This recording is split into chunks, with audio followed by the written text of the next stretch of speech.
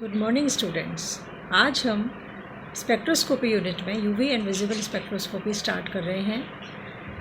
Last chapter में lecture में मैंने आपको यूवी डिफरेंट टाइप ऑफ स्पेक्ट्रोस्कोपीज़ के बारे में बताया था और उनका वेवलेंथ, इंटेंसिटी और एनर्जी के रिलेशन भी आपको बताए थे।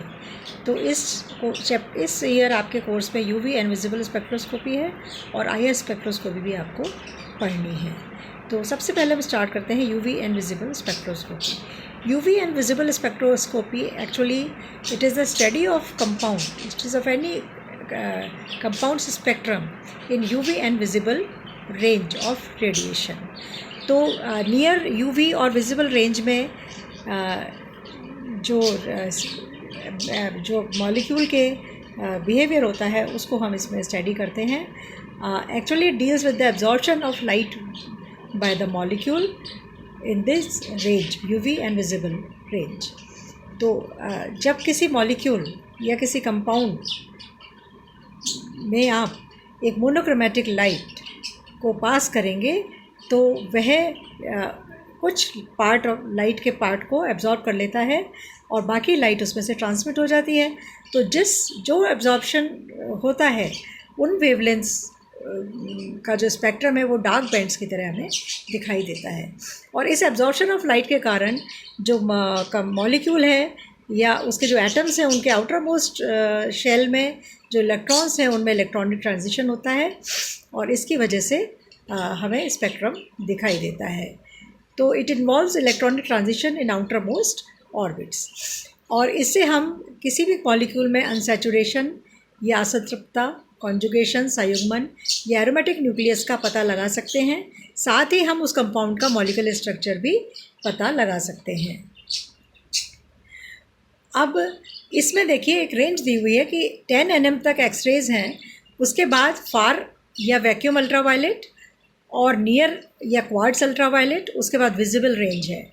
तो 10 nm से 200 nm तक फार वैक्यूम अल्ट्रावायलेट और 200 से 380 nm तक नियर या क्वार्ट्ज अल्ट्रावायलेट, यानी 10 nm से 380 nm तक हमें अल्ट्रावायलेट रेंज ऑफ वेवलेंथ दिखाई देती है। इसके बाद 380 से 780 तक हमें विजिबल रेंज दिखाई देती है और उसके बाद हमारा आईआर रेंज आ जाती है जो कि मॉलिक्यूल्स के रोटेशनल और वाइब्रेशनल स्पेक्ट्रा की स्टडी करती है। तो हमें यहाँ पर इलेक्ट्रॉनिक ट्रांजिशंस को पढ़ना होगा। इसके लिए सबसे पहले हमें एक बेसिक कंसेप्ट जानना होगा कि what is Beer and Lambert law. जब किसी भी मॉलिक्यूल या किसी सॉल्यूशन में हम मोनोक्रोमेटिक लाइट से हमारा तात्पर्य है कि एक ही विजिबल लाइट, आपको पता है विजिबल लाइट जो है वो 7 कलर्स की होती है। तो जब हम उसको किसी मोनोक्रोमेटर्स के थ्रू पास करते हैं तो हमें एक ही वेवलेंथ या एक ही कलर की लाइट उसमें से पास होती है और हमें दिखाई देती है। तो उस लाइट को, मोनोक्रोमेटिक लाइट को जब हम किसी पदार्थ या सॉल्यूशन में से गुजारते हैं तो उस लाइट को वह एब्जॉर्ब करता है, सॉल्यूशन के जो मॉलिक्यूल्स हैं उस लाइट को एब्जॉर्ब करते हैं और कुछ पार्ट उसका ट्रांसमिट हो जाता है। तो लाइट को जब पास करते हैं तो उसकी इंटेंसिटी में कमी आती है। तो बियर ने कहा कि जो एब्जॉर्बेंस है, जो लाइट एब्जॉर्ब की गई है, एब्जॉर्बेंसेस कि जो मैक्सिमम एब्जॉर्प्शन है उस लाइट का, वह उन मॉलिक्यूल्स के कंसंट्रेशन के डायरेक्टली प्रोपोर्शनल है। A is directly proportional to C। Lambert ने कहा कि जब लाइट गुजारी जाती है किसी सॉल्यूशन के थ्रू तो उस लाइट ने जितना डिस्टेंस ट्रैवल किया है, यानी लेंथ ऑफ द वेसल जो है वह उस एब्जॉर्बेंस के डायरेक्टली प्रोपोर्शनल होगा। यानी A is directly proportional to L, यानी A is directly proportional to C and L। This is Beer and Lambert law. Absorbance is directly proportional to concentration of the molecule and the length of the light passed through the molecule या through the solution। इसको हमने proportionality constant दे दिया है, A is equal to epsilon CL। आपको मैंने बताया कि जब किसी भी सॉल्यूशन या मॉलिक्यूल्स के थ्रू, सब्सटेंस के थ्रू जब लाइट पास की जाती है तो उसकी इंटेंसिटी में कमी आ जाती है।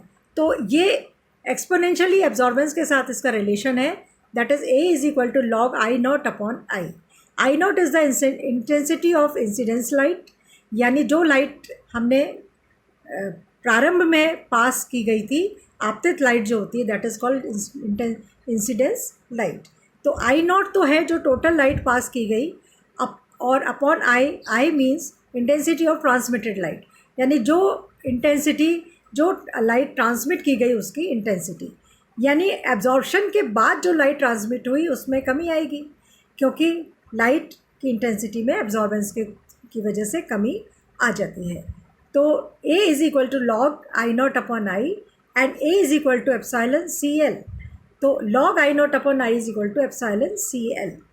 अब दिस इज़ द एब्जॉर्बेंस, या हम इसको ऑप्टिकल डेंसिटी भी कहते हैं. और अगर कंसंट्रेशन हमने 1 ग्राम मोल प्रति लीटर लिया है और 1 सेंटीमीटर की हमारी लेंथ है, तो एब्जॉर्बेंस इज़ इक्वल टू